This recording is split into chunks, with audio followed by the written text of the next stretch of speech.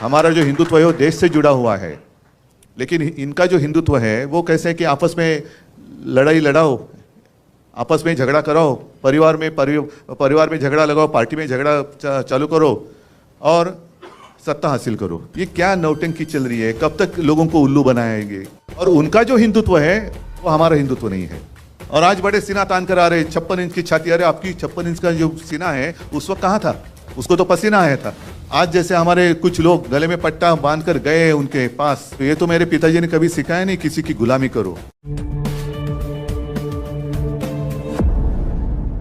एक अपना फौजी था कश्मीर में, वो छुट्टी लेकर घर जा रहा था परिवार को मिलने के लिए।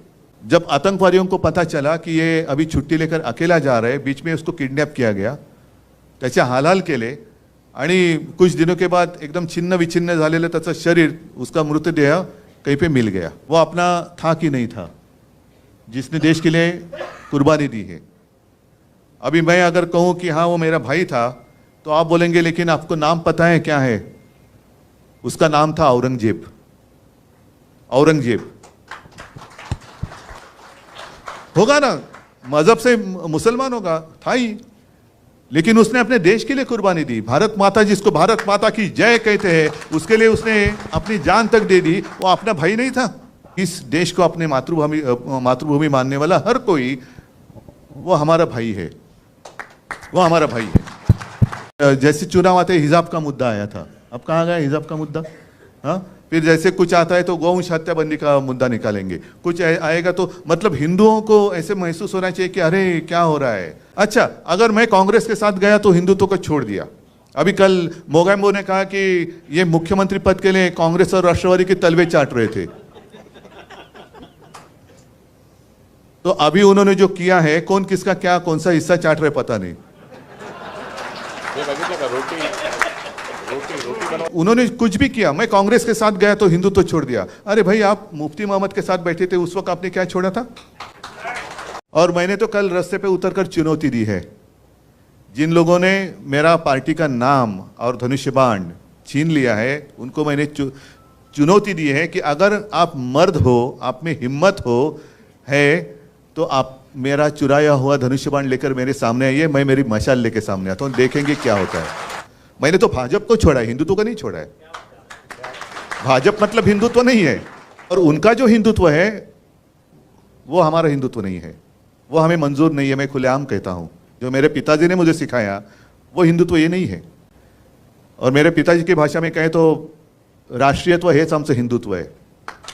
हमारा जो हिंदुत्व है वो देश से जुड़ा हुआ है, लेकिन इनका जो हिंदुत्व है वो कैसे है कि आपस में लड़ाई लड़ाओ, आपस में झगड़ा कराओ, परिवार में झगड़ा लगाओ, पार्टी में झगड़ा चालू करो और सत्ता हासिल करो। मुझे तो लोगों के सामने आना है, लोगों के बीच में आना है और पूछना है, बताओ मैंने क्या गलती की है? 2.5 साल मैं मुख्यमंत्री था, कहाँ मैंने भेद किया है? आपस में लड़ाई कभी मैंने करवाई है? कभी शिवसेना ने आपस में लड़ाई लगाई की है? कभी नहीं। दुख इस बात का होता है कि 92-93 की जो आपने जिक्र किया, तो यही तो मेरे शिवसैनिक हैं। आज अनिल परब है, वायकर है, विनायक जय, ये तो हमारे सैनिक हैं जिन्होंने मुंबई को बचाया था। और आज जो हिंदुत्व की बात कर रहे हैं वो उस वक्त कहाँ थे? एड्रेस नॉट नोन, कहाँ गए पता नहीं। और आज बड़े सीना तान कर आ रहे, 56 इंच की छाती। अरे आपकी 56 इंच का जो सीना है उस वक्त कहाँ था? उसको तो पसीना आया था। आप कहते हैं 56 इंच का सीना, उस वक्त तो पसीना ही पसीना हुआ था। आज जैसे हमारे कुछ लोग गले में पट्टा बांध कर गए उनके पास, तो ये तो मेरे पिताजी ने कभी सिखाया नहीं किसी की गुलामी करो। मेरे पिताजी ने सिखाया अन्याय के साथ लड़ाई करो। मैं तो लड़ने वाले पिता का लड़ने वाला पुत्र हूँ, और कभी झूठ बात नहीं करूंगा। मैं झूठी बातें करना मेरे खून में नहीं है। और एक ऐसी गंदी हरकत कर रहे हैं, क्या आपको पसंद है? जो भी चल रहा है आपको पसंद है क्या? ये प्रजातंत्र है? अरे लड़ना है तो मैदान में लड़ो ना। आपको जो कुछ कहना है कहो, हमें जो कुछ कहना है कहेंगे, और जो जनता है वो निर्णय करेगी। वो सबसे ऊपर की अदालत है, बड़ी अदालत है वो जनता, उनको फैसला करने दो। यही तो लोकतंत्र है, लेकिन इनको लोकतंत्र मंजूर नहीं है। सब जो एजेंसीज है वो भेड़ियों की तरह से अपने ऊपर छोड़ते।